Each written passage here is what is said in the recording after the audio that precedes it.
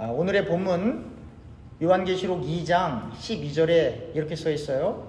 버가모 교회의 사자에게 편지하라. 좌우에 날선 검을 가지신 이가 이르시되. 이 버가모 교회는 서모나 교회에서 북쪽으로 약 50마일 떨어진 곳에 위치했어요. 이 버가모라고 하는 원래의 뜻은 온전히 혹은 철저히 결혼한 이란 뜻이에요. 그러니까 교회라고 하는 건 사실은 예수님과의 아주 끈끈한 관계 속에 있는 것이죠. 여기는 남자도 있고 여자도 있지만 그러나 성경을 읽어보면 예수님께서 우리의 신랑 되신다라고 하는 표현들이 나오는 거예요. 여러분 다 부부생활 해보셔서 아시겠지만 부부생활 할 때 가장 중요한 게 뭐예요? 아마 20대 초반이나 30대 초반은 사랑이요 그럴 거예요. 근데 한 50대쯤 되면 그거 별거 아니라는 거 다 아시죠? 한 50대가 넘어가면 사랑 타령이 아니라 책임과 성실이에요. 그러니까 결국 사랑이라고 하는 건 책임지니까. 남자들이 별로 없으시죠? 많으시네요. 남자들 왜 여자들이랑 결혼합니까? 보통 이렇게 한국 사회에서는 책임지는 거잖아요. 그렇죠? 책임지는 거. 물론 시대가 바뀌어서 요즘엔 여자들이 남자들도 책임 많이 진답니다. 여러분 아시죠? 예. 그래서 이 동료들 보면 뭐 정신과 의사들 같은 경우는 그 남편들이 뭐하냐 그랬더니 우리 남편들 집에서 설거지해 그런 분들도 많고 시대가 바뀌었어요. 요즘은 시대가. 그러니까 하여튼 남자가 됐던 여자가 됐든지 간에 즉 사랑이라고 하는 건 점점 나이가 한두 살씩 들어가면서 사랑이라고 하는 건 감정을 얘기하는 게 아니라 성실함과 책임을 얘기하는 겁니다. 또 이걸 제가 확실하게 하기 위해서 여러분 자기 부인이 아무리 예뻐도 또 자기 남편이 아무리 멋있어도 밖에는 더 예쁘고 더 잘난 남자 여자 있을까요? 없을까요? 있다니까요. 그래서 사랑은 감정이 아니고 책임이고 그리고 성실이다. 요거를 잊어버리면 절대 안 되는 거예요. 우리가 주님과의 관계에 있어서도 마찬가지예요. 우리가 주님을 사랑하고 주님이 하나님이시고 하시지만 그러나 세상에 자꾸 눈을 돌리는 거예요. 사람들이. 그러니까 아니라는 걸 알면서도 하나님의 말씀은 이 길인데 일로 가야 되는데 알면서도 자꾸 우리의 몸이 우리의 눈이 이렇게 저리로 가는 거죠. 우리가 재중에 잉태했고 오늘 아침에 제가 말씀드린 대로 애굽으로부터 인생이 나왔고 애굽의 몸뚱이를 갖고 있고 애굽 위에 살고 있고 애굽 사람들 다시 말하면 세상이 말하고 있는 가치관들이 우리에겐 더 멋있어 보이거든요. 그렇기 때문에 이 주님만 우리가 바라볼 수가 없어요. 바라보고 싶어도 그게 안 돼요. 여기 자꾸 걸리는 게 여기 걸리적거린다니까요. 그러니까 이거를 무시하고 이걸 바라봐야 되는데 이게 안 되니까 주님께서 우리를 선택된 사람들은 이렇게 가면은 이렇게 못 가게 하나님께서 이렇게 탁탁 쳐주시는 걸 고난, 연단, 고통이라고 하는 거예요. 근데 사람들이 정신 차려요, 못 차려요? 못 차리잖아요. 못 차리잖아요. 게임 좋아하는 학생들은 내일 시험을 봐도 게임하고 있는다니까요. 네. 마약하는 사람들은 내일 출근을 해야 되는데 그냥 약에 취해갖고 그 다음날 못 일어난다니까요. 그거 하면 안 된다는 거 알잖아요. 근데 그걸 못 참아요. 그러니까 정말로 그렇게 연약한 사람들을 사랑한다라고 하는 거는 그 사람들을 봐주는 게 아니라 눈에 보이는 잘못된 그런 거 있으면 다 치워버리고 와이파이도 꺼버리고 가급적이면 컴퓨터 그냥 코드 뽑는다고 안 망가지 그냥 과감하게 뽑으세요. 안 망가져요. 그거 요즘 만들어지는 컴퓨터들은 좋아서 결국은 뭐예요? 사랑하기 때문에 그러는 거죠. 그렇지만 그렇게 제재가 들어오면 아이들이나 또 그런 약을 하는 어른들은 막 거부 반응을 일으키고 화도 내고 막 그렇게 하겠죠. 그렇지만 그 사람들이 제정신이 돌아오면 우리 부모님이 나를 사랑해서 그랬구나. 그걸 깨닫게 되는 거죠. 요즘에 이 뉴스 보면은 참 무서운 뉴스들이 많아요. 이게 만취 상태에서 고속도로에서 역주행하는 사람들 있어갖고 문제가 되거든요. 여러분 혹시 샌프란시스코 가보셨어요? 샌프란시스코 다운타운은 자신 없으신 분들은 가지 마세요. 두 가지 때문에 힘들어요. 이렇게 높아요, 고개가. 그리고 또 하나, 원웨이가 많아요. 그래서 관광객들 중에 역주행하시는 분 몰라서. 근데 샌프란시스코는 경찰들이 코너마다 다 숨어 있답니다. 그래서 이 파킹할 때 그 라인이 바퀴 한 짝만 올라가도 티켓 뛰는 데가 거기예요. 이렇게 좀 이렇게 과도할 정도로 그러는데, 그거 보면은 참 안타까운 현실이죠.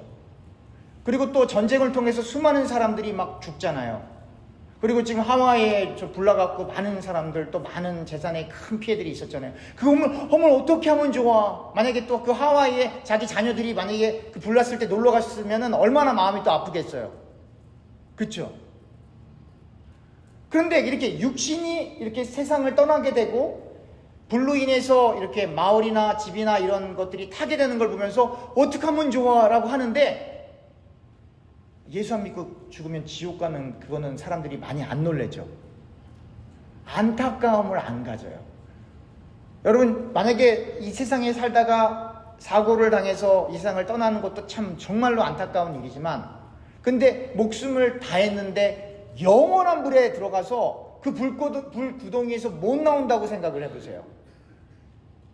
근데 사람들은 그러한 긴박한 그게 없어요. 그럼 우리는 그걸 생각을 해야 돼요. 교회를 잘 나오냐 못 나오냐 물론 중요하지만, 정말 중요한 거, 이러저러 이유들이 있어서 교회를 못 나오더라도 여러분들과 제가 꼭 여러분들의 자녀들과 또 친구들과 친지들에게 확인해야 될 것들이 있거든요. 너 정말 예수 믿어? 그거는 해야 되는 거예요. 그게 확인이 안 되면 우리가 이 땅에서 안타까워하는 것보다 더 큰 안타까움. 만약에 엄마 아빠는 예수 믿고 천국 갔는데 자녀는 지옥 갔어요. 그러면 부모는 천국에서 행복할까요? 안 행복할까요? 천국 가면 기억이 안 나요. 그래서 자녀가 지옥에 있는지를 몰라요. 만약에 여러분들과 제가 다 천국 갔어요? 그럼 여러분들의 자녀들이 아직 이 땅에 남아있잖아요. 이 땅에 다 있잖아요. 근데 그 자녀들이 걱정이 되면 천국에서 기뻐할 수 있어요? 없어요?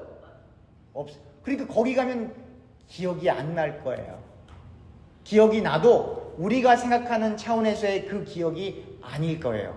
거기 가면 하나님의 작정과 예정과 섭리와 주권이 이렇게 말로 다 설명할 수 없지만 확연하게 드러나기 때문에 어떠한 모습으로 있든지 간에 우리는 기뻐할 거예요. 그러나 그 개념은 우리가 이 땅에서는 이해할 수 없는 거예요. 그래서 지금은 희미하게 보지만 거기 가면 확연하게 보는 거예요. 여기는 부족하고 가리는 것처럼 보이지만 거기는 분명하게 다 보이는 거예요. 그럼 어떤 분이 그러겠죠. 너는 가봤어? 이렇게 물어볼 수 있잖아요.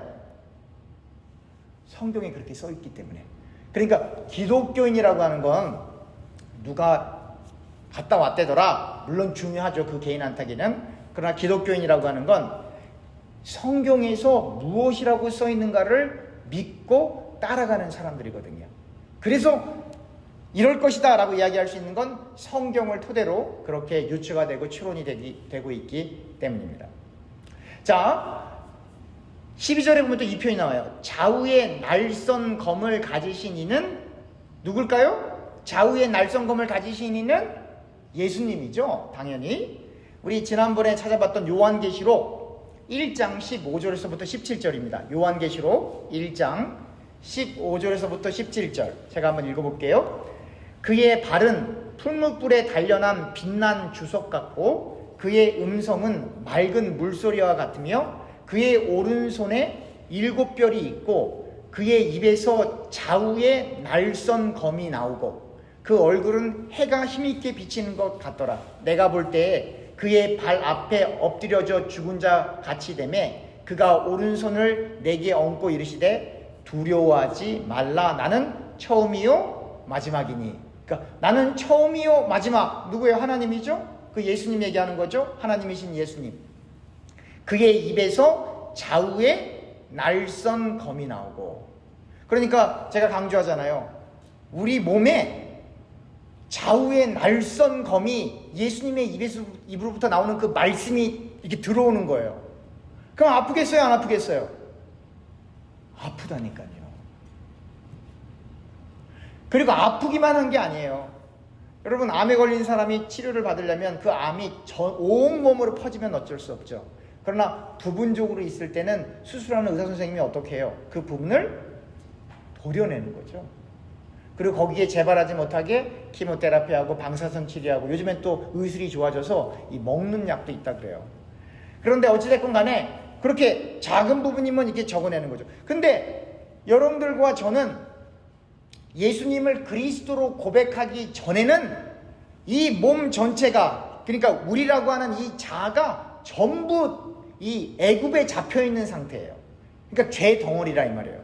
그 예수를 믿었다라고 하는 건 말씀으로 우리가 다시 태어난 거예요. 중생한 거죠. 말씀으로 다시 나온 거예요. 말씀으로 나와서 그전에는 내가 하나님의 뜻으로부터 벗어난 행동을 해도 그게 뭐 큰 문제가 아니었어요.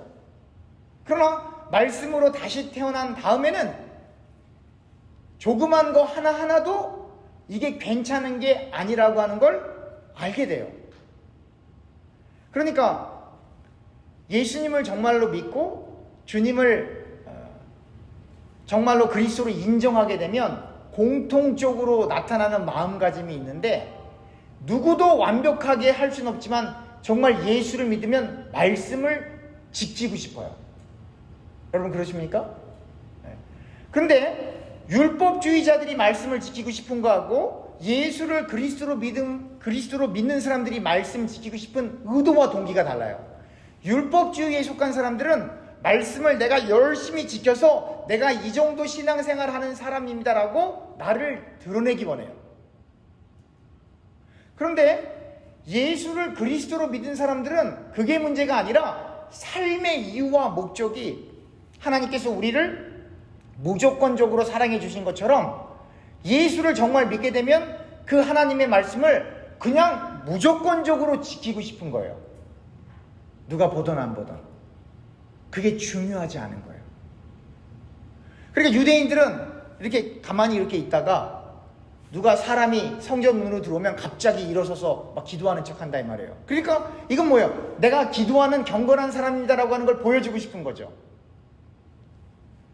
그렇지만 이 예수 믿는 사람들은 누가 들어오든 안 들어오든 그게 중요하지 않아요. 하나님 앞에 서 있는 자기 자신, 그리고 하나님의 말씀을 지키고 싶지만 늘 부족한 자기 모습, 그것 때문에 늘 죄송스러운 마음으로 주님 앞에 엎드리는 거예요. 그러니까 결국은 예수님께서 그러셨죠. 이 유대인들, 이 종교 지도자들이 자기의 경건 생활을 의로 삼고 내가 기도하는 사람입니다, 내가 섬기는 사람입니다 라고 하는 걸 보여주기 위해서 다른 사람들 앞에서 성경 읽고 낭독하고 기도하는 걸 좋아했단 말이에요. 그러니까 예수님께서 뭐라 그래요? 기도할 때 너희는 어디 가서 기도해라? 골방에 가서 기도해라. 그것은 꼭 다른 사람 모르게 기도하라 그런 얘기가 아니라, 기도할 때, 말씀을 읽을 때 사람을 의식하지 말고 누구를 의식하라? 하나님만 의식하라는 거예요. 근데 그 마음속에 조금이라도 사람이 의식되면 그냥 골방으로 가세요. 문자 그대로 그냥 골방으로 가세요. 그게 안 되면. 그러니까 결국은 인간의 마음은 늘 하나님으로 꽉 차 있거나 하나님으로 꽉 차 있지 않으면 자동적으로 세상에 꽉 차 있는 거예요. 중간이 없어요. 그러니까 내 안에 예수가 희미해지면 나는 세상으로 가득 찬 거예요. 그 중간이 없습니다. 그러니까 성경에서 술 취하지 말고 방탕하지 말고 무엇에 취하라고요? 성령으로 취하라, 성령으로 충만하라 라고 하는 표현들이 나오는 것은 그 성령으로 충만해지지 않으면 인간은 자연스럽게 이 세상으로 눈을 돌릴 수밖에 없기 때문이에요. 그리고 세상으로 눈을 돌리지 않는다 할지라도 성령으로 충만해지지 아니하면 경건 활동이 결국 자기를 드러내는 위선적이고 그리고 외형적인 모습으로 열심히 봉사하고 버림받는 사태가 발생할 수 있기 때문입니다. 우리 또 한 구절 성경 구절 찾아볼까요? 히브리서 4장 12절에서부터 13절입니다. 히브리서 4장 12절에서부터 13절. 하나님의 말씀은 살아있고 활력이 있어 좌우의 날선 어떤 검보다도 예리하여 혼과 영과 및 관절과 골수를 찔러 쪼개기까지 하며 또 마음의 생각과 뜻을 판단하니 지으신 것이 하나도 그 앞에 나타나지 않음이 없고 우리의 결산을 받으실 이의 눈앞에 만물이 벌거벗은 것 같이 드러나느니라. 우리가 하나님 앞에 가릴 수 있는 게 있을까요? 없을까요? 없어요. 여러분 기억나세요? 창세기에 보면 아담과 하와가 선과 악을 알게 하는 나무의 열매를 먹었어요. 하나님이 그거 먹으면 절대로 안 된다 그랬는데 그 첫 번째 그 명령, 그게 율법이에요 사실은. 그러니까 모세 오경으로부터 시작된 게 율법이 아니라 하나님께서 이거 하지 마세요, 이거 하세요. 그게 사실은 전부 율법의 조항 속에 들어가는 거예요. 근데 그 첫 번째 율법 조항, 선과 악을 알게 하는 나무의 열매를 먹지 마세요 했는데 그걸 먹었어요. 그러니까 인간은 율법을 지킬 수가 있다 없다? 없는 줄 처음부터 보여주는 거예요. 율법이라고 하는 것이 공식적으로 이제 십계명을 받기 이전에, 모세가 시내산에서 십계명을 받기 이전에 하나님께서 지시한 것들이 많이 있었는데 인간들은 첫 단추부터 처음부터 하나님의 말씀을 지킬 수가 없었다라고 하는 걸 보여주는 거예요. 그리고 났는데 아담과 하와가 어떻게 했어요? 그전에는 자기들 몸을 가리고 있는 게 하나도 없는 걸 창피하게 여기지 않았는데 그 다음에 자기들이 몸이 이렇게 다 드러났다는 걸 알고 무얼로 자기 몸을 가려요? 무화과 잎사귀로 자기 몸을 가리고 치장하잖아요. 그래서 수치를 가려보려고.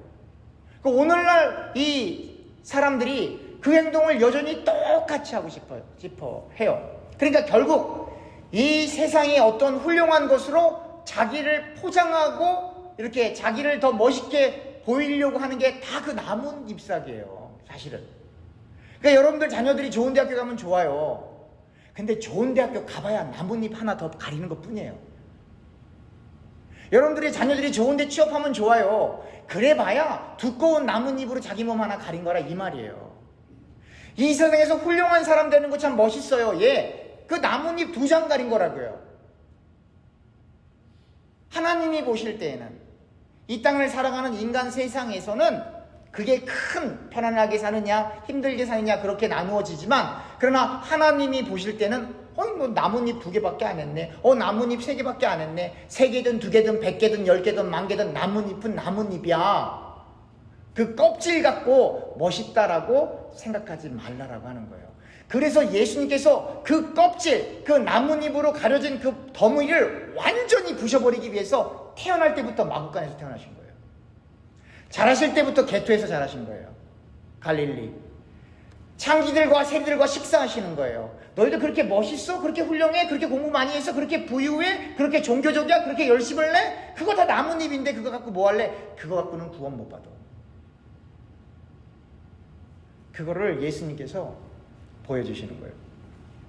그러니까 하나님의 말씀이 살아있고 활력이 있어서 좌우의 날선 어떤 검보다 예리하여 혼과 영과 및 관절과 골수를 찔러 쪼개기까지 한다라고 하는 건 뭐예요? 그래서 우리를 완전히 간파하신다라고 하는 거예요. 그러니까 우리의 모든 나뭇잎을 다 제거해버리고 우리 속에 있는 내가 누군지를 하나님이 꿰뚫어 보신다 이 말이에요. 그리고 하나님은 그래서 유명한 말씀, 하나님은 외모를 보시지 않고 중심을 보신다. 그래서 그 다음 말이 이게 선줄로 생각한 사람 뭐 할까? 넘어질까? 조심하라. 왜?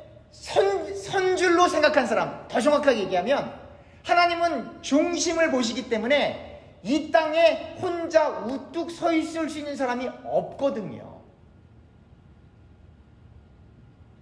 이 정도 신앙생활 하는 사람 없거든요. 그러니까 선줄로 생각하는 사람 넘어질까 조심하라. 그 원뜻은 이 세상에 서 있을 수 있는 사람은 없단다를 알려주는 거예요. 그래서 예수 믿는 사람은 다 겸손해야 되는 거예요.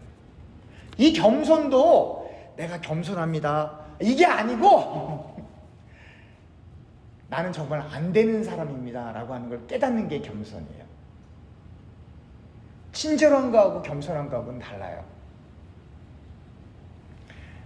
정말 내가 안 되는 사람입니다 라고 하는 걸 깨닫고 정말 주님만 바라보기 시작하는 거예요. 그러면 내가 정말 안 되는 사람이라고 하는 걸 받아들이면 다른 사람을 평가할 수가 없는 거예요. 그 다음부터는 정말로.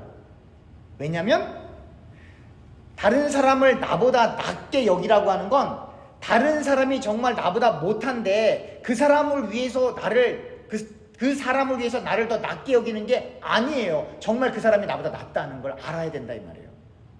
정말 내가 괴수 중에 괴수라는 걸 알아야 한다 이 말이에요. 그게 돼야 이웃사랑할 수 있고 그리스도 안에서 그게 돼야 정말 다른 사람을 나보다 더 낮게 여기는 그 자리까지 갈 수 있는 거예요. 그게 안 된 상태에서 다른 사람을 위하는 건 결국 내가 덕 있는 사람입니다. 내가 인격적인 사람입니다. 내가 착한 사람입니다라는 것을 직접적으로 혹은 간접적으로 드러내는 것밖에 안 돼요. 그러니까 예수 믿기가 어려워요? 쉬워요? 어렵죠. 이쪽으로 가라는 거야. 저쪽으로 가라는 거야. 어렵죠. 그래, 그게 그 고민을 하고 있는 사람들이 정말로 예수를 깨달아가는 사람이에요. 그래서 예수 믿는 사람들은 한 발자국도 자기 마음대로 못 간다니까요. 한 발자국도. 그러니까 하나님으로부터 뭘 소리를 듣기 위해서가 아니라 매 순간 하나님을 의존하며 주님의 뜻을 구하는 게 하나님 이쪽으로 갈까요? 저쪽으로 갈까요? 그걸 기대하는 게 아니라 어느 쪽으로 가도 자기가 안 된다는 걸 알기 때문에 이 연약한 없음의 인간을 알 때에 말씀이 보이는 거예요. 말씀이 읽고 싶은 거예요. 말씀을 조금 깨닫고 싶은 거예요. 그래서 이 미국 사람들이 또 한국 사람들도 그렇잖아요. 이게 연세가 들어가시면 이게 글 읽기가 힘들잖아요. 잘 안 보이니까. 잘 안 보이니까 글 읽기가 힘들고 또 집중해서 보면 금방 피곤해지고. 저도 잘 알아요. 저도 어느 땐 눈이 정말 튀어나올 것 같아요. 이쪽 눈이. 어떨 땐 드라이해서 이렇게 막 피부가 이렇게 좀 찢어질 듯한 느낌. 이 눈이 그렇게 아파서 눈을 한참 감고 있어야 될 때도 많아요. 사실은. 안 볼 수가 없으니까 봐야 되죠. 그래서 한동안 저도 이 안약도 뿌리고 못도 뿌리고 막 했답니다. 그랬는데 그러니까 그래도 말씀을 읽고 싶으니까 요즘엔 제가 말씀드린 드라마 바이블 많다니까요. 이 듣는 바이블, 듣는 성경. 성우들이요 조금 목소리로 탁 해주기 때문에 이 구분이 잘 돼요. 그러니까 눈으로 읽기가 힘들면 그 앱으로 아마 드라마 바이블은 제가 알기로는 무료로 알고 있는데 그거 사시는 게 부담되시는 분들은 제가 사드릴게요. 그거는 별거 아니니까 그냥 다운받으시면 돼요. 그래서 운전하실 때 찬양 듣는 것도 좋고 또 가끔씩 클래식 듣는 것도 좋고 음악 듣는 거 다 좋아요. 그렇지만 드라마 바이블 탁 틀고 가시면 돼요. 그리고 잠이 막 안 올 때 있으시죠 다들? 잠 잘 다 주무세요? 예, 호르몬이 조금 바뀌기 때문에 그게 저도 잠 안 올 때는요 새벽 2시에 깨면 정말 잠이 안 와요. 제가 노화가 제가 좀 빨리 오는지 그게 뭐 다른 걱정거리가 있어서가 아니라 중간에 깨면 잠이 안 와요. 근데 그거를 이기고 나와서 책을 보기 시작하면 그냥 꼴딱 새는 거예요. 그럼 그 다음날 피곤하잖아요. 그럴 때는 고민하지 마시고 드라마 바이블 딱 틀어놓으면 잠이 슬슬 올 거예요. 하여튼 눈으로 보는 것도 중요하지만 눈이 힘드신 분들은 설교 듣는 것도 중요하지만 더 중요한 게 말씀을 읽고 듣고 하는 게 더 중요할 수 있어요. 왜냐하면 설교라고 하는 건 어차피 그 말씀을 풀어주는 거기 때문에. 그러니까 설교를 들으려면 말씀에 대한 내용들이 기본적으로 알고 있어야 그 말씀이 들리기 때문입니다. 우리 또 한 구절도 찾아볼까요? 전도서 12장 11절에서부터 14절입니다. 전도서 12장 11절에서부터 14절.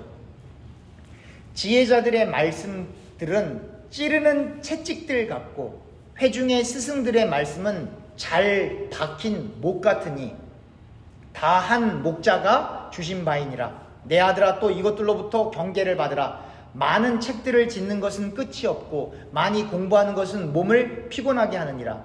일의 결국을 다 들었으니 하나님을 경외하고 그의 명령들을 지킬지어다. 이것이 모든 사람의 본분이니라. 하나님은 모든 행위와 모든 은밀한 일을 선악간에 심판하시리라. 그러니까 선과 악을 판단하는 건 하나님이에요. 인간이 아니라.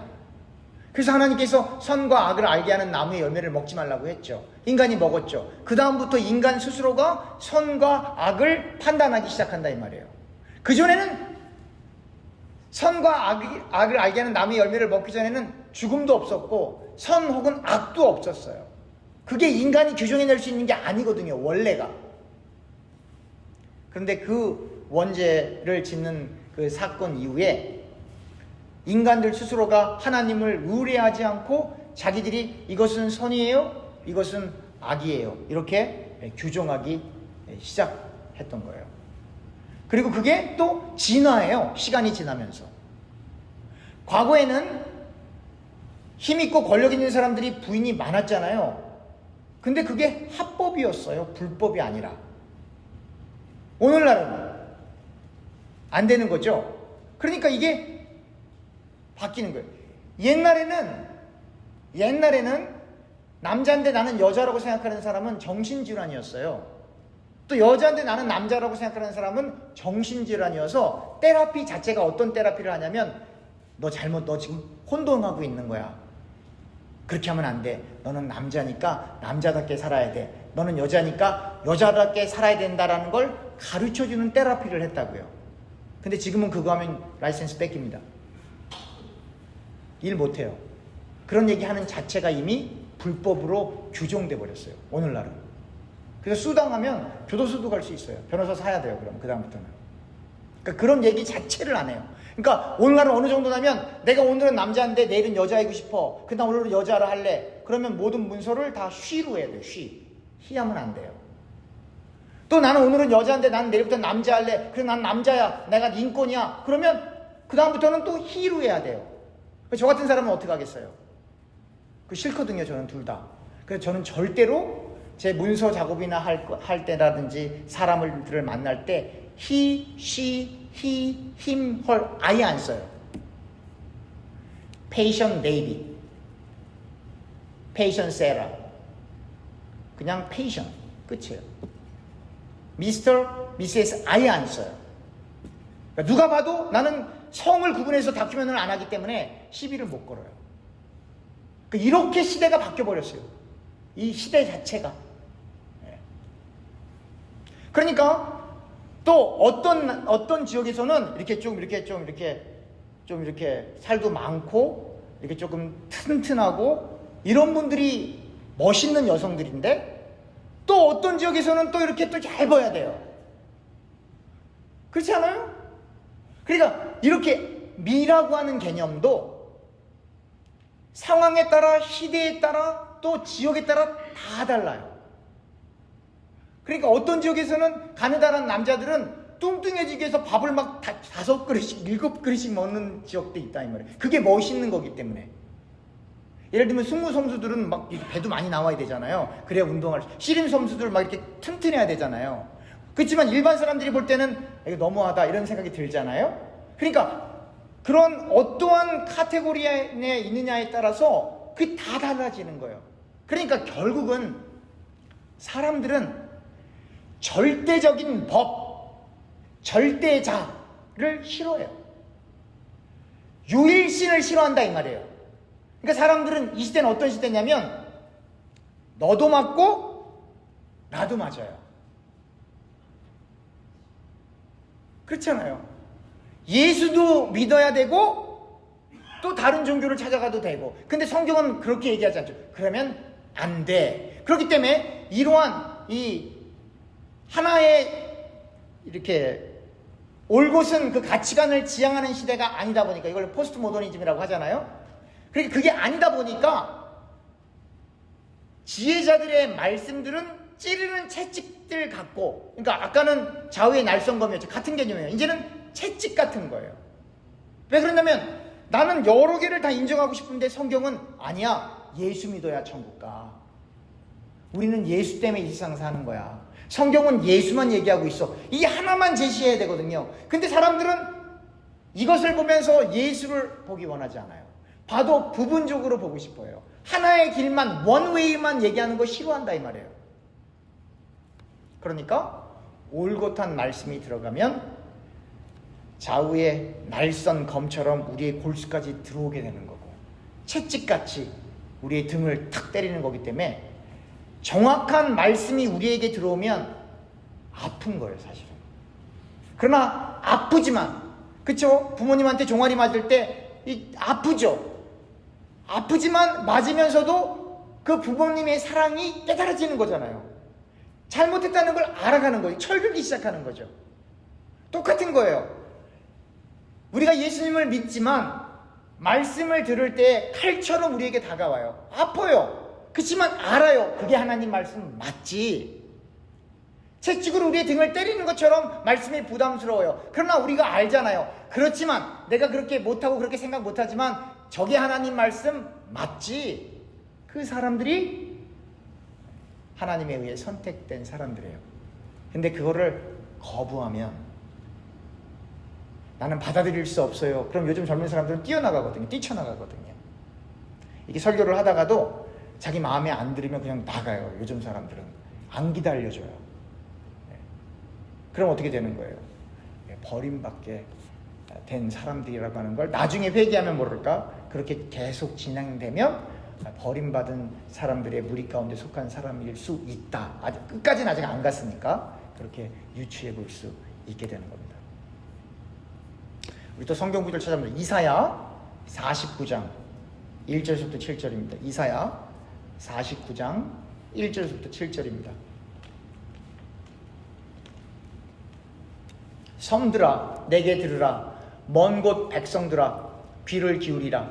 여호와께서 태에서부터 나를 부르셨고 내 어머니의 복중에서부터 내 이름을 기억하셨으며 내 입을 날카로운 칼같이 만드시고 나를 그의 손 그늘에 숨기시며 나를 갈고 닦은 화살로 만드사 그의 화살통에 감추시고 내게 이르시되 너는 나의 종이요 내 영광을 내 속에 나타낼 이스라엘이라 하셨느니라. 그러나 나는 말하기를 내가 헛되이 수고하였으며 무익하게 공연히 내 힘을 하였도다. 참으로 나에 대한 판단이 여호와께 있고 나의 보응이 나의 하나님께 있느니라. 이제 여호와께서 말씀하시나니 그는 태로부터 나를 그의 종으로 지으신 이요 야곱을 그에게로 돌아오게 하시는 이시니 이스라엘이 그에게로 모이는도다. 그러므로 내가 여호와 보시기에 영화롭게 되었으며 나의 하나님은 나의 힘이 되셨도다. 그가 이르시되 내가 나의 종이 되어 야곱의 지파들을 일으키며 이스라엘 중에 보존된 자를 돌아오게 할 것은 매우 쉬운 일이라. 내가 또 너를 이방의 빛으로 삼아 나의 구원을 베풀어서 땅 끝까지 이르게 하리라. 7절 이스라엘의 구속자 이스라엘의 거룩한 이이신 여호와께서 사람에게 멸시를 당하는 자 백성에게 미움을 받는 자 관원에게 종이 된 자에게 이같이 이르시되 왕들이 보고 일어서며 고관들이 경배하리니 이는 이스라엘의 거룩하시니 신실하신 여호와가 그가 너를 택하였음이니라. 이 사람이 누구예요? 이 사람이 예수예요. 예수. 이게 지금 설명된 그 사람이 누구냐? 예수. 그 다음 슬라이드 보여주세요. 사도행전 13장 46절 48절입니다. 사도행전 13장 46에서 48. 바울과 바나바가 담대히 말하여 이르되 하나님의 말씀을 마땅히 먼저 너희에게 전할 것이로되 너희가 그것을 버리고 영생을 얻기에 합당하지 아니한 자로 자처하기로 우리가 이방인으로 향하노라. 주께서 이같이 우리에게 명하시되 내가 너를 이방의 빛으로 삼아 너로 땅끝까지 구원하게 하리라 하셨느니라 하니 이방인들이 듣고 기뻐하여 하나님의 말씀을 찬송하며 영생을 주시기로 작정된 자는 다 믿더라. 예수는 누가 믿는다? 영생 받기로 작정된 자. 그러니까 여러분들이 아무리 작정 안 된 사람, 자기 친자식이라 할지라도 자기 부모님이라 할지라도 자기 친구라 할지라도 작정 안 된다는 예수 못 믿어요. 그렇지만 우리는 그 가족들이 선택됐는지 안 됐는지 우리 알 방법이 없죠. 그래서 우리는 때를 얻든지 못 얻든지 늘 그의 영혼을 놓고 기도하는 거예요. 그래서 결국은 우리가 지금 이 사도행전 13장 46절부터 48절 나와 있는 이 바울과 바나바가 이야기하는 이 대목, 내가 너를 이방의 빛으로 삼아 너로 땅끝까지 구원하게 하리라 하셨느니라 하니, 이 대목이 바로 이사야 49장 6절에 나와 있는 대목이고, 여기 나와 있는 이 설명이 바로 메시아에 대한 것을 이야기하고 있는데, 그 중에 이사야 49장 2절에 내 입을 날카로운 칼같이 만드시고 나를 그의 손 그늘에 숨기시며 나를 갈보다 큰 화살로 만드사 그의 화살통에 감추시고, 그러니까 내 입을 날카로운 칼같이 만드셨어요. 원래 하나님의 말씀은 죄로 인하여 타락한 사람들에게 가면 날카로운 칼로 다가오는 게 맞아요. 그래서 지금 이게 이사야서, 전도서, 히브리서, 그리고 요한계시록이 다 일관되게 이야기하는 거예요. 말씀은 좌우에 날 수 없는 검이야. 그 말씀 앞에 서 있는 인간은 감출 수 있는 것이 아무것도 없어. 그것을 말하고 있는 겁니다. 그러니까 여러분, 우리가 이 세상에서 복음을 잘못 이해하거나 아니면 내가 이러한 행동은 하면 절대로 안 되는데 라고 하는 그러한 생각들이 있으면 그 다음에 성경을 읽을 수가 없어요. 왜냐면 읽다가 거기에 걸려버리거든요. 계속해서 읽을 수가 없어요. 거기에 자꾸 걸려요. 그러니까 다른 거 신경 안 쓰고 나는 기도만 하고 싶어요, 이런 사람은 없어요. 나는 다른 거 신경 안 쓰고 예배에만 집중하고 싶어요, 이런 사람도 없고요. 왜냐면 다 걸려요. 다 걸려 넘어지는 거예요. 모퉁이 돌에 다 걸려 넘어지는 거예요. 예수 안 믿는 사람들은 그 돌에 걸려 넘어져서 지옥불에 딱 떨어지는 거예요. 걸려서 지옥까지 떨어지는 거예요. 그러나 그 산돌이신 예수를 깨달으면 그 모퉁이 돌이 그렇게 귀중한 믿음의 반석이 돼버리는 거거든요. 같은 돌인데 누구에게는 걸려서 지옥까지 떨어지는 재난이고, 누구에게는 믿음의 반석이 되어 산돌이신 예수를 깨닫게 되는 거거든요. 그 말씀 앞에 우리가 가릴 수 있는 게 아무것도 없다라고 하는 걸 여러분들과 제가 꼭 기억해야 하는 것입니다. 오늘 본문 요한계시록 2장 13절입니다. 요한계시록 2장 13절, 내가 어디에 사는지를 내가 아노니 거기는 사탄의 권자가 있는 데라. 내가 내 이름을 굳게 잡아서 내 충성된 증인 안디바가 너희 가운데 곧 사탄이 사는 곳에서 죽임을 당할 때에도 나를 믿는 믿음을 저버리지 아니하였도다. 이 안디바가 누군지에 대해서는 주석가들이 정확하게 규명할 수는 없어요. 하지만 본문상 순교를 당하고 있는 것을 알 수 있게 되겠죠. 그렇게 안디바가 죽음을 당할 때에도, 또 그와 함께 많은 사람들이 그렇게 예수님을 믿다가 그렇게 어려운 일을 처하는 순교의 현장에서도 이 버가모 교회 교인들은 믿음을 지켰다라고 하는 걸 우리가 알 수 있게 되는 거죠. 이 버가모 지역은 다른 지역과 마찬가지로 황제를 숭배하는 사원들이 많이 있었어요.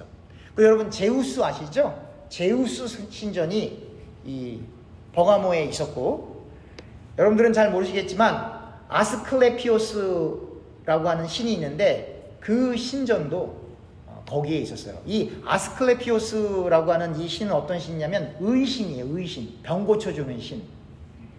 아폴론과 라피타이족의 왕의 딸 코로니스가 이렇게 그 사이에서 나온 아들인데요.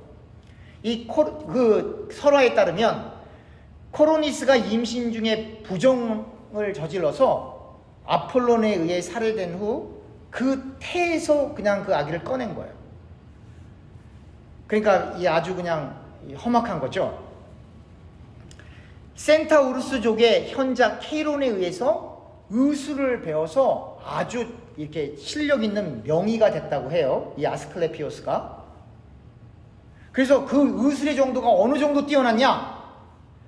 죽은 사람까지도 살려낼 수 있는 힘을 가졌다라고 그렇게 사람들이 얘기할 정도니까. 바로 이렇게 의술이 실제가 아니라 그 전설에 따르면, 그러니까 이렇게 아주 큰 의술을 갖고 있다 보니까 그렇게 되면 죽은 사람까지 자꾸 살려내면 안 되니까 제우스가 이 자연법이 잘못되는 것을 이렇게 막기 위해서 우레로 죽여버렸다라고 이렇게 글을 쓰고 있고, 이 아스클레피오스를 향하여 뱀자리 별이라고 이렇게 얘기를 했어요. 그러니까 결국은 성수로 뱀을 들였고 곡물로는 수탉을 이렇게 올리는 제의활동을 했어요. 근데 잘 보세요. 그 당시에는 의술이 있어도 그렇게 뛰어나지 않았을 거라고요. 오늘날처럼. 어떻게 알 수 있냐? 평균 수명 보면 알 수 있어요. 평균 수명. 그러니까 결국은 이 아스클레피오스, 이 뱀을 상징하는 이 신은 병을 고쳐준다고 하니까 사람들이 거기 많이 갔겠어요? 적게 갔겠어요? 엄청 많이 갔던 거예요, 거기를. 그러니까 만약에 거기 가서 한 명이라도 병이 났으면 사람들이 미워지는 거죠. 그러니까 이렇게 제우스 신전, 뱀을 상징하는 아스클레피시오 신전, 또 황제를 숭배하는 그런 사원들이 이렇게 많이 있는데, 그 많은 우상들을 섬기는 사이에 버가모 교회 신자들이 있었고, 그 사이에서 예수님을 믿는 것 때문에 박해당하고 순교당하는 사람들이 있었다라고 하는 거예요. 근데 그 박해당하고 순교당하는 그 시간에 버가모 교인들이 믿음을 잃어버리지 않고 믿음을 지켰다라고 하는 거예요. 그 우리가 보면 훌륭해요, 안 훌륭해요? 너무나 훌륭한 거잖아요. 목숨을 걸고 믿음을 지켰는데.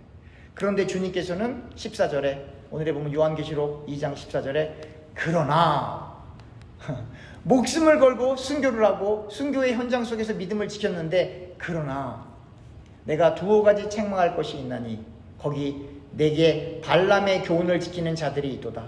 발람이 발락을 가르쳐 이스라엘 자손 앞에 걸림돌을 놓아 우상의 재물을 먹게 하였고 또 행음하게 하였느니라. 이와 같이 내게도 니골라당의 교훈을 지키는 자들이 있도다 라고 이렇게 표현하고 있는 거죠.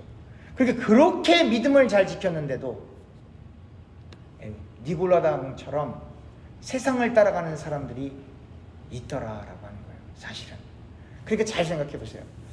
순교의 시간에 내가 예수님을 위해서 그 한순간만 잘 참으면 순교당하는 거죠. 그런 하나님 나라 가겠죠.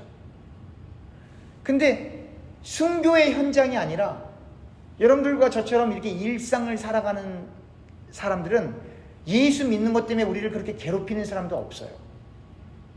그렇지만 순교의 그 상황 속에 있는 그 사람들이 지켰던 그 믿음을 여러분들과 제가 일상의 삶 속에서 지키는 게 쉬워요, 어려워요? 더 어려워요, 사실은. 순교의 현장에서는 두려움 때문에 어려운 거예요. 그러나 일상의 삶 속에서는 두려움이 아니라 자꾸 우리의 생각이 세상으로 가기 때문에, 우리가 세상을 더 사랑하기 때문에 우리가 더 부패의 자리로 갈 수밖에 없는 겁니다. 이 발람이라고 하는 건 탐익자라는 뜻이에요. 또 다른 뜻으로는 백성을 파멸시키는 자. 이 발람은 여러분 민수기에 읽어보시면 아시겠지만 메소포타미아의 유명한 복술가였어요. 부올의 아들로 유브라데 강가 부도레에 살았습니다. 모압의 왕 발락이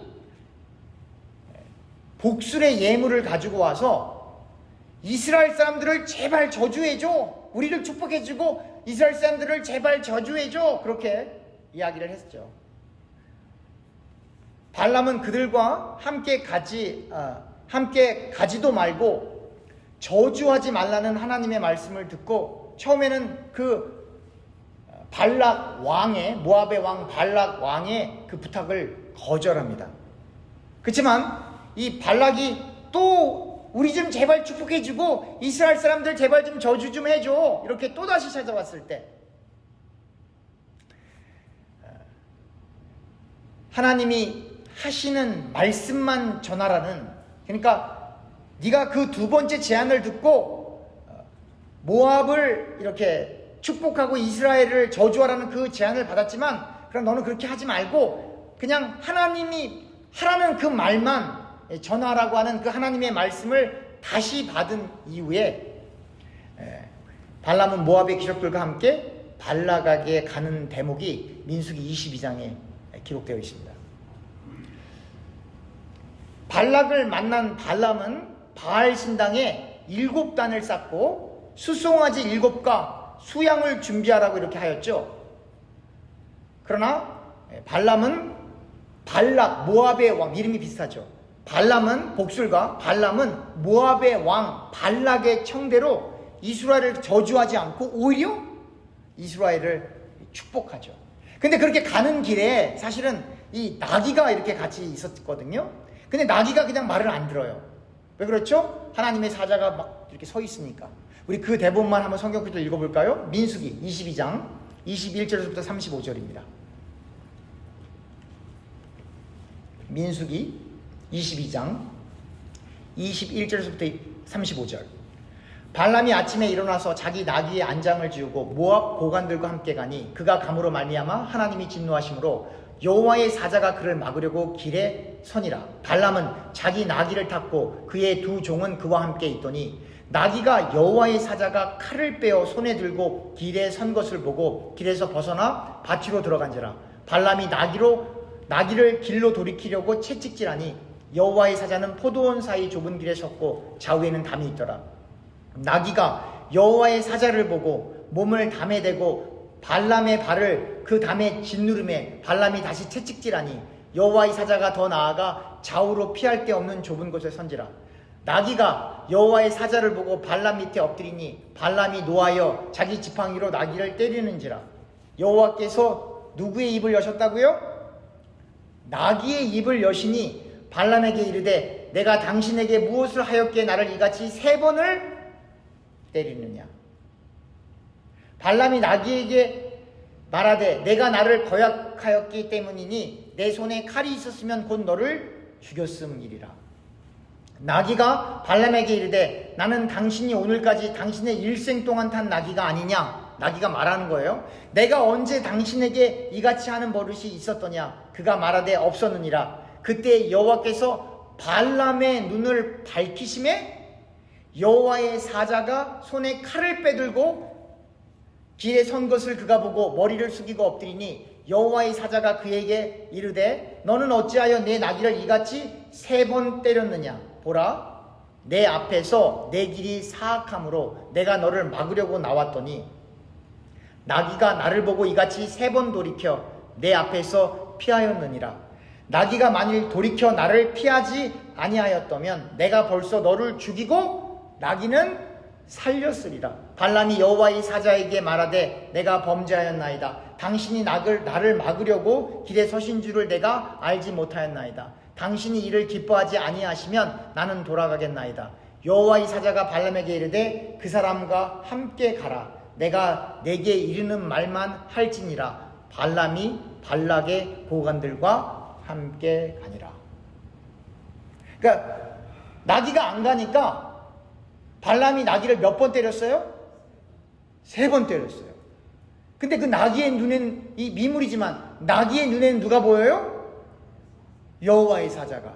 베드로가 예수님 모른다고 예수님을 저주하며 3번 부인했어요. 베드로는 나귀보다도 못해요. 베드로만 그런 게 아니라 여러분들과 저는 나귀보다도 못한 거예요, 여러분. 그걸 깨달아야 돼요. 우리 그래서 옛날에 복음송 가수 전용대 씨라고 있었어요. 여러분 기억나세요?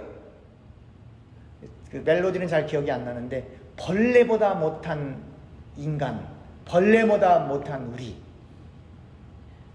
나귀보다도 못해요, 우리가. 벌레보다도 못해요. 미물들도 하나님을 찬양하고 하나님의 사자를 보는데 베드로, 예수님의 수제자라고 하는 그 사람이 예수님이 저기 이렇게 잡혀가서 그렇게 고생을 당하시는데도 자기 살겠다고 예수님을 부인하고 저주한다 이 말이에요. 누구 살겠다고? 자기 살겠다고. 그 어디 자기 부인이 거기 어디 있어요? 그 베드로의 모습이 자기 살겠다고 아브라함이 자기 아내 사라를 내 부인 아니에요 2번이나 왕에게 뺏기는 그 대목이에요. 다. 누구 살겠다고? 나 살겠다고. 그래서 기독교의 첫 출발점이 뭐냐면 나 살려고 하면 너는 죽어. 내가 죽어야 내가 사는 거야, 결국은. 그죠? 그 자기 부인으로 다 통하는 거예요, 결국은. 그러니까 여러분들도 다 이런 상황이 되면 다 나 살고 싶은 거예요, 사실은. 그렇지 않겠습니까? 그게 인간이에요. 그걸 받아들이면 겸손해지는 거예요. 그런데요, 발락 모압 왕의 이야기를 듣고 가서 실제로는 이스라엘을 축복을 합니다. 이스라엘을 축복해요. 그런데 이 사건이 끝난 다음에, 그러니까 발람이 이스라엘을 축복을 하는 대목이 민수기 24장까지 나오거든요. 근데 바로 그 다음 장 민수기 25장 1절부터 9절에 어떤 대목이 나오냐면 한번 볼까요? 민수기 25장 1절에서부터 9절. 이스라엘이 시딤에 머물러 있더니 그 백성이 모압 여자들과 음행하기를 시작하니라. 이 아까 모압 왕이 발락이었어요. 그 모압 왕 발락이 복술과 발람에게 우리에게 조금 와서 이스라엘을 조금 저주하고 우리를 축복해줘, 그렇게 했단 말이에요. 근데 사실은 발람 복술가는 이스라엘을 축복했어요, 하나님의 말씀대로. 그런데 실제로 이 이스라엘 백성들과 모압이 이렇게 만나다 보니까 민수기 25장 1절, 이스라엘이 시딤에 머물러 있더니 그 백성이, 이스라엘 사람들이 모압 여자들과 음행하기를 시작하니라. 그 여자들이 자기 신들에게 제사할 때에 이스라엘 백성을 청하며 백성이 먹고 그들의 신들에게 절함으로 이스라엘이 바알볼에게 가담한지라. 여호와께서 이스라엘에게 진노하시니라. 이게 얼마나 무서운 말이냐면 조금 이따 나와요. 4절.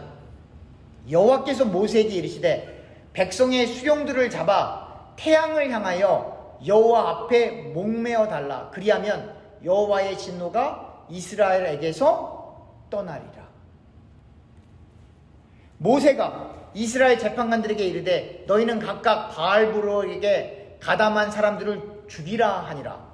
맴매하는 게 아니라 죽이는 거예요. 6절. 이스라엘 자손의 온 회중이 회막 문에서 울 때에 이스라엘 자손 한 사람이 모세와 온 회중의 눈앞에 미디안의 한 여인을 데리고 그의 형제에게로 온지라. 제사장 아론의 손자 엘르아살의 아들 비느하스가 보고 회중 가운데서 일어나 손에 창을 들고 그 이스라엘 남자를 따라 그의 막사에 들어가 이스라엘 남자와 그 여인의 배를 꿰뚫어서 두 사람을 죽이니 연병이 이스라엘 자손에게 그쳤더라.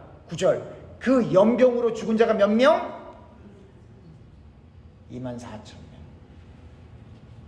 그러니까 이스라엘 남자들이 모압 여자들을 이쁜 거 보고 같이 음행하다가 모압 여자들이 내가 이 신한테 경배하려고 하니까 우리도 같이 해요. 그러니까 남자가 그 여자 말 듣고 그렇게 한 거예요.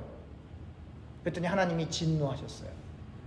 그래서 이스라엘 백성들에게 심판이 다가오는데 그 상황 속에서도 어떤 이스라엘 남자가 또 다른 이방 여자와 함께 천막으로 들어가니까 그 둘을 함께 살해하는 일이 벌어지고 그 살해를 통해, 그죠? 7절. 제사장 아론의, 거기 제사장이라고 하는 말이 나오는 이유가 있어요. 제사장 아론의 손자 엘리아살의 아들 비느하스가 보고 회중 가운데서 일어나 손에 창을 들고 그 이스라엘 남자를 따라 그의 막사에 들어가 이스라엘 남자와 그 여인의 배를 꿰뚫어. 남자 여자 붙어있는 그냥 찔러갖고는 이게 양쪽 배로 다 뚫고 나온 거예요. 두 사람을 죽이니 연병이 이스라엘 자손에서 그쳤더라. 그 연병으로 죽은 자가 24,000. 그러니까 하나님께서 계속 연병으로 다 쳐 죽이시는데도 그거를 보고 정신 못 차리는 이스라엘 남자가 있다 이 말이에요. 그렇죠? 그러니까 나기보다 나서요, 못해요? 이게 인간이라고 하는 거예요. 그리고 중요한 게 있어요. 창으로 찔렀어요. 그러니까 요 남자는 아주 사악한 사람인데 요 남자가 받아야 될 저주와 그 사악함을 예수님께서 다 받아 안고 십자가에 달리시니까 로마 병정이 창으로 예수님을 찌르는 거예요. 여러분들과 제가 사실은 이 남자처럼 찔림받아 죽어야 되거든요, 사실은. 근데 예수가 이 남자처럼 행하는 그 모든 악을 그 몸으로 다 받아내셨어요. 그래서 저주가 되셔서 십자가에 달리셨기 때문에 우리의 영원한 대제사장인 예수님께서는 양 대신 자기 몸을, 그래서 여기 제사장 비느하스 얘기가 나오는 거예요.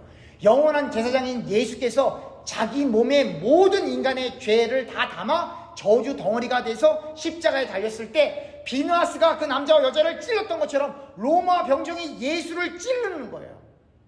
그렇게 찔름 받는 게 마땅하기 때문에. 그래서 여러분들과 제가 연병으로 죽은 24,000명 속에 들어가지 않고 하나님께서 그 연병을 그치신 것처럼 그 예수의 보혈이 우리를 확 덮어버려서 그 연병을 우리에게 내리시지 않는 이야기가 바로 오늘 읽었던 민수기 25장 얘기예요. 그러니까 민수기 25장 얘기는 옛날 얘기예요? 예수 얘기예요? 예수 얘기인 거예요.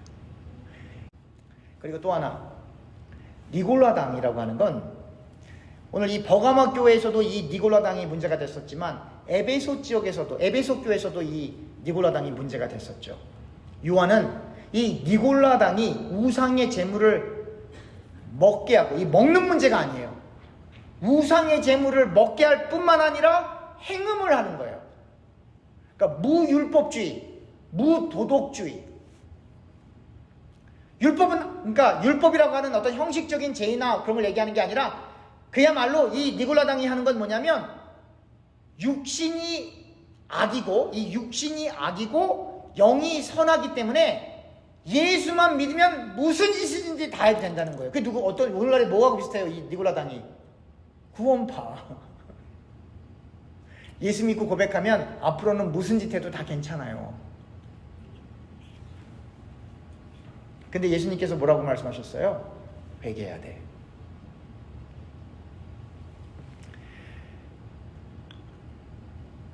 이 상징적인 어떤 그 의미에서는 니골라라고 하는 것은 백성을 이김이에요. 백성을 이김. 상징적인 의미에서는. 그러나 요한계시록 2장 14절에 나와 있는 그 의미 속에서는 백성을 이기는 게 아니라 백성을 삼키는 거예요. 예수 믿는 사람도 죄 지을 때가 있어요. 가령 예를 들면 다윗이 우리아 장군을 죽이고 밧세바를 취하는 일이 있었잖아요. 니골라당은 뭐라고 그러냐면 괜찮아. 성경은 안 괜찮아. 학생들이 시험 보다가 이렇게 다른 사람 거 보면 됩니까? 안 됩니까? 안 되죠. 근데 그때에는 좋은 점수를 받고 싶어서 옆에 전교 1등 하는 학생이 있으면 그게 자꾸 눈이 돌아가요? 안 들어가요? 니골라당은 괜찮아. 예수 믿고 천국 가는 건데, 세상적인 건데 뭐 안 들키기만 하면 되지. 성경은 안 된다라고 하는 거예요. 성경에서 사랑이라고 하는 건, 하나님의 사랑이라고 하는 건 늘 공의와 정의가 같이 가야 돼요. 사람을 100명 죽인 사람을 사랑하고 용서하면 되겠습니까? 사람을 그냥 이유 없이 100명을 죽였어요. 그럼 그 사람을 정말 사랑하면 어떻게 해야 돼요? 그리고 이웃을 정말로 사랑하면 어떻게 해야 돼요? 그 사람에게 이렇게 하는 건 잘못된 행동이라는 걸 가르쳐줘야 되고, 그게 사랑이에요.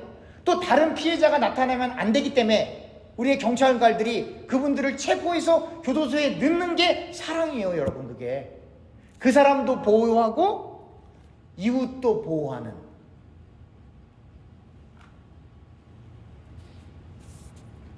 그게 사랑이고 그게 정인 거예요. 16절입니다. 오늘 요한계시록 2장 16절 17절. 그러므로 회개하라. 그리하지 아니하면 내가 내게 속히 가서 내 입의 검으로 그들과 싸우리라.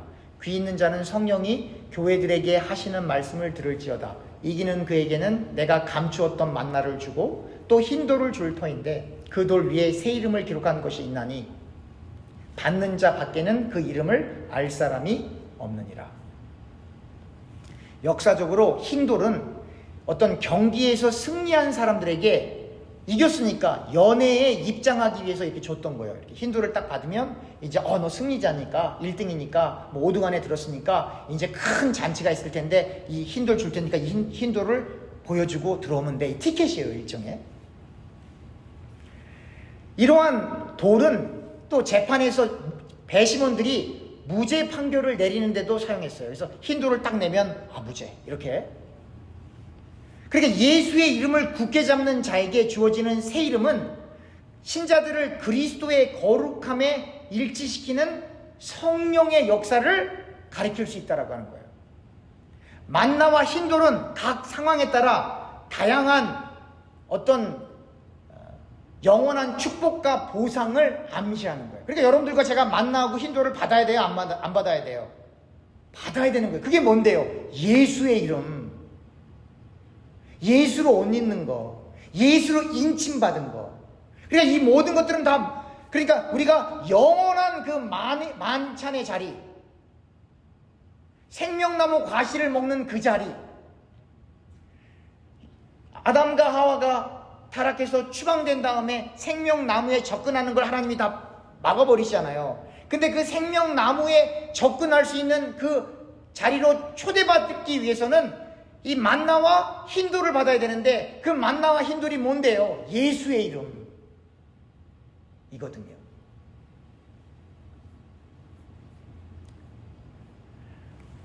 우리 성경 구절 하나 더 찾아봅니다. 로마서 8장 29절에서부터 30절입니다. 로마서 8장 29절에서부터 30절 제가 읽습니다. 하나님이 미리 아신 자들을 또한 그 아들의 형상을 본받게 하기 위하여 미리 정하셨으니 이는 그로 많은 형제 중에서 맏아들임이 되게 하려 하심이니라. 또한 또 미리 정하신 그들을 또한 부르시고 부르신 그들을 또한 의롭다 하시고 의롭다 하신 그들을 또한 영화롭게 하셨느니라. 오늘 아침에 나눈 부분이죠. 하나님이 미리 아신 자들을 또한 그 아들의 형상을 본받게 하기 위하여 미리 정하셨나니. 하나님의 형상, 예수님의 형상을 우리가 어떻게 본받아요? 무엇을 얘기하는 거예요? 우리는 이 형상을 본받을 수 있는 실력과 능력이 없는 사람임을 알고 주님의 이 말씀을 따라갈 수 없기 때문에 저 좀 끌고 가주세요라고 우리를 드리는 거예요. 제가 일하는 데는 이렇게, 그러니까 제가 있는 빌딩에 오피스가, 그러니까 룸이 하나, 둘, 셋, 넷, 다섯, 여섯, 일곱, 여덟, 아홉, 열, 11 정도 있어요. 한 빌딩 안에. 조금 더 될 수도 있어요. 키가 다 달라요. 그 방에 있는 사람이 근무하는 그 이름이 있거든요. 그래서 그 이름을 동그랗게 된 그 이름을 주면 거기에 맞는 키를 딱 하나 줘요. 그러면 그 키는 자기만 열 수 있어요. 그 안에 중요한 서류들이 많기 때문에 제 방은 아무도 못 들어오고요. 근데 저는 맞는 키가 하나 있어요. 이 거짓말 같은 얘기인데 이게 실제 저는 맞는 키가 있어요. 그 키는 다 열어요. 다 열어요. 못 들어가는 방이 없어요. 흰돌, 만나, 구원의 뿔, 이름은 다 달라요. 이름은 다 다른데 그 맞는 키가 누구라는 거예요? 예수. 그러니까 이러한 상징들을 잘 알면은 조금 풍족할 수 있을지는 모르겠지만 몰라도 예수만 붙들고 가면 되는 거예요. 이 흰돌, 만나 이런 건 잘 몰라도 괜찮아요. 그러나 그렇게 연회장으로 최고의 그 만찬장으로 부름받는, 하나님을 만나 영원토록 즐거워하는 그 자리로 부름받는 그 자리를 가려면 예수만 붙들고 가면 된다. 그 얘기 오늘 하는 거예요. 그러기 위해서 반드시 우리가 회개를 해야 되는데 니골라당 빠지면 안 되고, 발람을 통해서 그 다음에 이어지는 이스라엘 백성들이 이방의 다른 민족의 여성들과 결혼하는 게 틀렸다는 얘기가 아니에요. 결혼해도 돼요. 여러분들 자녀들이 백인이든 흑인이든 누구든 결혼해도 돼요. 그게 틀렸다는 얘기하는 게 아니에요. 그러나 다른 종교를 받아들여서는 안 된다라고 하는 걸 얘기를 하는 거예요. 다른 종교만 받아들여서 하는 게 아니라 다른 복음을 받아들여서도 안 된다라고 하는 거예요. 그러니까 여러분 잘 들으세요. 인간에게 있어서 결혼이라고 하는 건 정말 중요한 일이죠. 그죠? 근데 더 중요한 일은 진짜 교회를 만나는 게 더 중요해요. 왜냐면 잘못 만나면 일평생 헌신했는데 눈 떠보니까 천국이 아니면 어떡해요? 어떡하냐 이 말이에요. 그래서 여러분들의 자녀들을 위해서 혹시 시집장가 안 간 자녀들이 있으면 여러분들의 자녀들의 배우자를 위해서 당연히 기도하겠죠. 그것도 기도 안 하면 부모가 아니죠. 그거 뭐. 그죠? 근데 그거보다 더 시급한 것이 진짜 예수 믿게 해주세요. 정말 우리 자녀와 맞는 교회 만나게 해주세요. 기도하겠습니다.